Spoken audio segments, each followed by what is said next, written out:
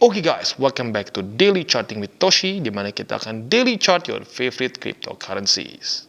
Oke, dalam 24 jam terakhir, cryptocurrency market terkoreksi sebesar 2,56%. Dengan total market cap mencapai 1,7 triliun US dollars.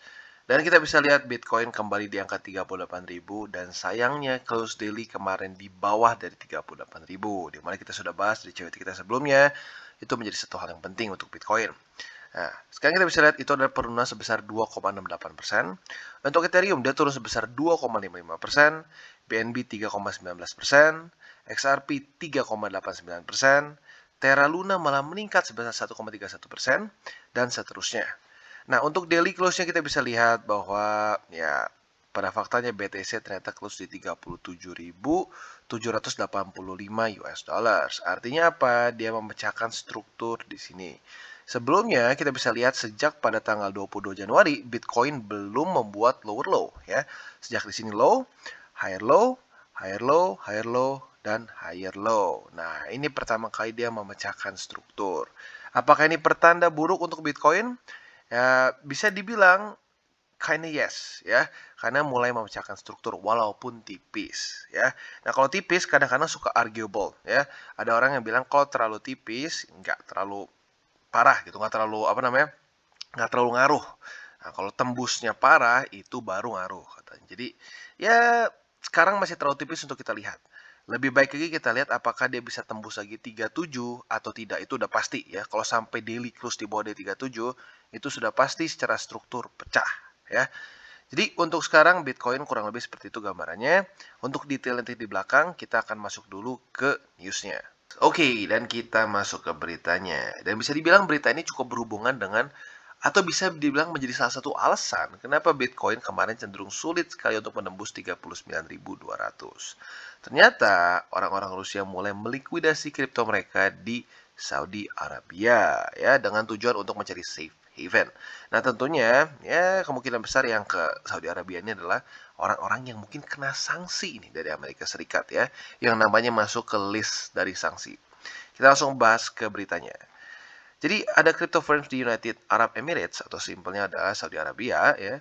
Mereka uh, mendapatkan request untuk melikuidasi miliaran dolar worth of cryptocurrency ya, di mana para orang-orang Rusia ini mencari safe haven untuk kekayaan mereka according to company executive and financial sources ya. Beberapa klien mereka menggunakan cryptocurrency untuk invest real estate di United Arab Emirates ya, dan beberapa yang lain juga menggunakan firm untuk mengubah virtual money mereka untuk menjadi hard currency dan menaruhnya di tempat lain ya.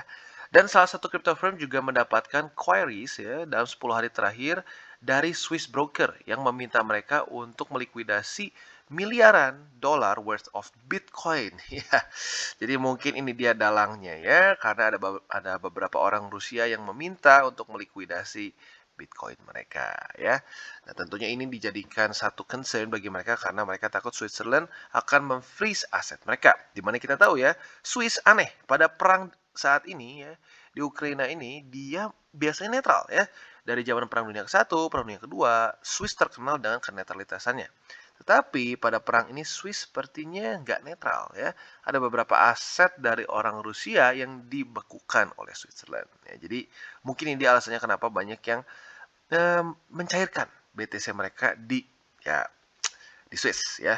Ya konyolnya mungkin gini ya, kalau ada yang bertanya kenapa orang-orang ini nggak Bitcoinnya taruh di cold wallet sendiri ya. Well, nggak semua orang ngerti penggunaan cold wallet dan lain-lain. Jadi masih banyak yang kadang-kadang lebih nyaman taruh di bank ya. Dan yang mereka rasa mungkin yang paling aman ya di Swiss.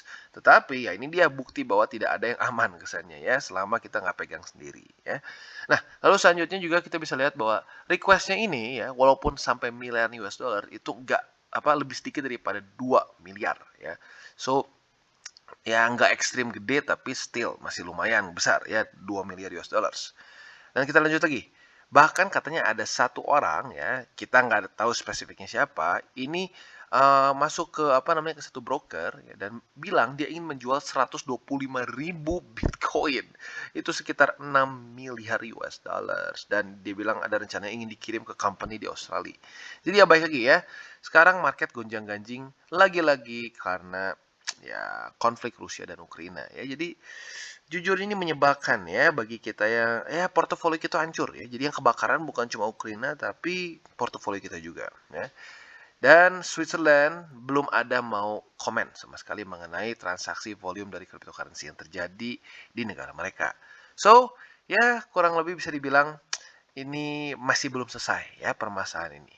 Dan tentunya semoga saja secepat mungkin Ukraina bisa menyelesaikan permasalahan mereka dengan Rusia dan damai lagi sehingga hal-hal konyol seperti ini tidak merusak lagi market begitu kesannya ya.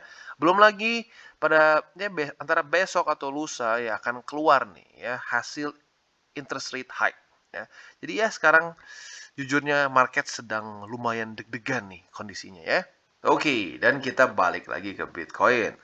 Nah, untuk Bitcoin kita bisa lihat ya, sayangnya dia membuat lower low walaupun tipis ya. Kalau tipis gini kadang-kadang orang suka berdebat. Wah, terlalu tipis, tipis nggak akan terlalu ngaruh. Ada yang bilang, wah pokoknya mau cuma lewat $1 juga udah dihitungnya lower low. Technically speaking, yes ya. Udah keluar sedikit atau close di bawah sedikit aja udah membuat lower low. So, kalau gua sih lebih cenderung ke ya cautious aja. Kita cautious, ada kemungkinan ini bisa lanjut lagi turun. Nah, tentunya yang menjadi kunci utama menurut gua adalah 37.000 ya. Karena kalau sampai dia daily close di bawah 37.000 udah jelas strukturnya pecah total ya.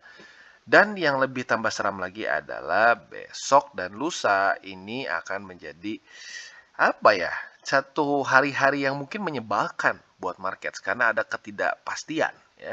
Di mana interest rate pertama atau rate hike pertama akan dilakukan besok dan lusa begitu. Nah, tentunya ada banyak teori ya, ada banyak teori. Ada yang bilang, "Enggak, tenang, ini marketsnya ini sudah price in harganya karena sudah disiapkan dari tahun 2021 dan kita sudah tahu bahwa pada faktanya akan tapering dan bahkan tapering ini dikecilin dari 0,5% jadi 1/4%. Maka ya harusnya nggak akan terlalu efek. Tapi baik lagi ada juga yang berteori bahwa wah enggak ini gara-gara ini ya Bitcoin akan bisa membuat lower low, bisa nembus 35.000 bahkan sampai ke 30.000 gitu. Banyak yang bilang ini adalah kuncinya yang akan membawa BTC ke 30.000 daerah sini ya. Ya baik lagi ya kalau gua sih gua nggak mau jadi dukun markets ya. Gua hanya bereaksi terhadap apa yang dilakukan oleh ya apa yang dilakukan oleh si Bitcoin itu sendiri gitu ya. Selama dia belum melakukan ya gua nggak akan mencoba untuk menelaah ke masa depan gitu ya. Jadi kalau kita sih sabar aja, tunggu apakah support-supportnya ketembus atau tidak. Ya, kalau sampai ketembus ya sudah, berarti akan lanjut terus ke bawah. Tapi kalau misalkan 35 hold atau janjian 37.000 hold, ya well, ya sudah, ada kemungkinan lanjut lagi ke atas gitu. Maka kenapa gue pribadi selalu prefer untuk ya sudahlah just average your price karena you'll never know. Karena kita bukan yang punya markets kita bukan yang punya market yang bisa mengatur dia lompatnya di mana gitu ya. Jadi yang key points yang harus kita perhatikan dalam Bitcoin adalah angka 37.000 dan 35.000 ya. Apabila dua support ini tertembus karena tapering, ya kemungkinan besar akan kembali mengunjungi daerah 30.000. Tapi kalau dia bisa menahan dua support ini, masih ada kesempatan yang cukup oke untuk Bitcoin ya. Jadi kurang lebih seperti itu dan mumpung kita baru mulai sekali lagi gue ingatkan DCWT ini bukanlah bagi-bagi sinyal, itu yang pertama. Dan kedua itu bukanlah financial advice. Tujuannya sekali lagi gue gunakan untuk membuat para subscriber gue untuk bisa charting. Dan sayang sekali untuk Atom tembus. Ya kemarin jelas ya ini nggak tipis, kalau BTC tipis ya. Kalau Atom kita bisa lihat dia dengan jelas menembus daerah $26 lebih 61 sen ya. Tetapi ya pada faktanya sebelum-sebelumnya datanya menunjukkan bahwa nggak berarti tembus seperti ini tuh mati pasti ya karena kita bisa lihat beberapa kali sebelumnya dia pernah ketembus seperti ini ya 1, 2 ya tapi dia masih bisa rebound lagi ya. Nah tetapi yang menjadi perbedaannya adalah untuk Atom pada saat ini ada ketidakpastian market oleh tapering gitu. Jadi maka ya dengan kondisi seperti ini ya sudah ya kita wait and see apakah daerah $26 ini menjadi resisten atau tidak. Nah untuk sekarang kita bisa lihat dia sepertinya menunjukkan diri seperti resisten ya dimana harga sempat nge-wick ke atas tapi ke reject di sini. Tapi baik lagi masih ada 20 jam lagi ke depan jadi jangan terlalu cepat menyimpulkan dulu. Kita lihat apakah dia bisa rebound lagi seperti di sini atau malah lanjut seperti pada tanggal 20 Februari ya. Jadi kurang lebih seperti itu, dan sekali lagi gue ingin tekankan juga yang rada aneh dari Cosmos ini, saat dia tembus daerah $26 lebih 61 sen ya, dia ini menjadi support yang bagus. Tapi lucunya, kalau dia berhasil rebound, dia malah jadi resisten yang buruk ya. Tembus, di sini tembus, gampang banget ketembusnya ya. Jadi semoga saja apabila tapering ini membuat harga atom sampai turun mungkin ya antara kedua tempat nih, antara ke daerah sini ya, antara dia kepantul di struktur sini atau struktur sini, moga-moga saat dia mulai naik lagi ke atas, ini kembali lembek seperti sebelum-sebelumnya ya. Jadi untuk atom kurang lebih seperti itu, lebih ke wait and see, lihat dulu gimana kondisi BTC pada atau menjelang tapering ya. Kalau ternyata tapering yang nggak ngefek, ya menurut gua ada kemungkinan bisa terjadi lagi seperti di sini nih. Di mana Cosmos bisa dengan gampang kembali lagi menghajar $26 kembali menjadi support gitu ya.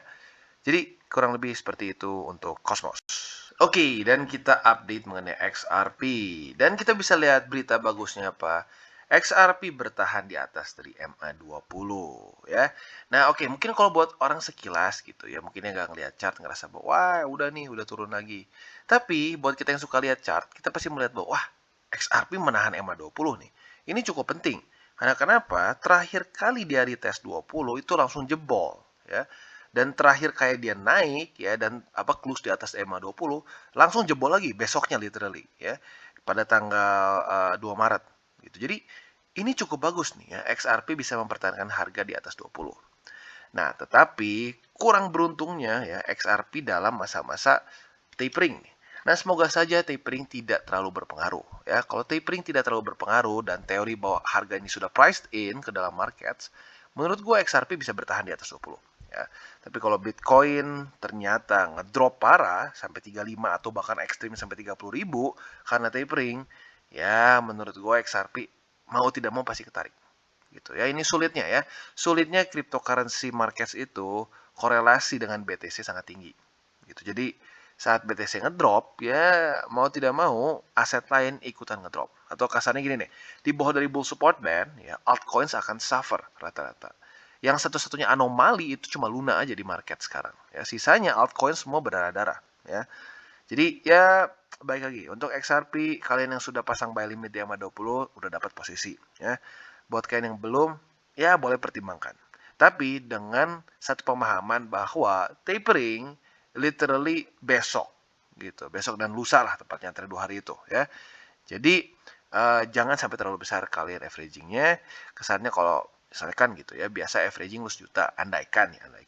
Ya lu bisa setengahnya atau mungkin seperempatnya, tergantung dari risk appetite yang lu punya gitu ya. Jadi kurang lebih seperti itu untuk XRP, overall still okay ya karena dia masih mempertahankan MA20 di daily.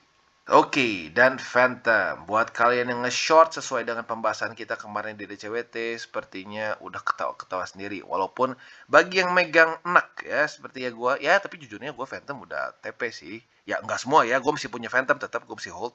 Tapi ya baik lagi, ya itu sekali lagi pentingnya kita take profit saat waktunya. Itu jangan terlalu serakah gitu ya. Seperti kalian tahu, gue itu FTM sudah pernah take profits di daerah sini ya. Daerah sini di mana dia keluar dari weekly Bollinger Band ya. Dan pas langsung minggu depannya literally koreksi lumayan parah. Jadi ya remember to take your profits. Nah, buat balik lagi nih, buat lagi yang ke short. Jadi literally pas dengan yang kita bahas kemarin ya.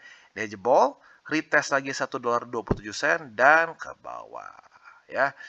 Jadi ini classic support becomes resistance. Jadi bisa dibilang mungkin sekarang ini sudah masuk ke dalam pola double top gitu. Tinggal pertanyaannya apakah daerah 98 sen ini bisa mempertahankan harga Phantom atau tidak. Terakhir kali ini terjadi ya dia tertahan di sini tuh pada tanggal 22 dan 21 September 2021. Dan ini juga dibantu dengan Fibonacci di sini ya. Dengan sangat jelas dia tertahan oleh Fibonacci support di sini ya. Jadi targetnya mungkin buat kalian yang nge-short dari posisi $1.27 itu bisa di 98 sen atau kalau mau lebih aman 99 aja deh gitu ya. Ya lebih konservatif lah gitu, jangan terlalu serakah ya. Nah, jadi intinya kurang lebih seperti itu. Target support dia selanjutnya ada di 98 sen untuk Phantom. Nah, semoga saja Phantom bisa bertahan di atas dari harga situ. Ya.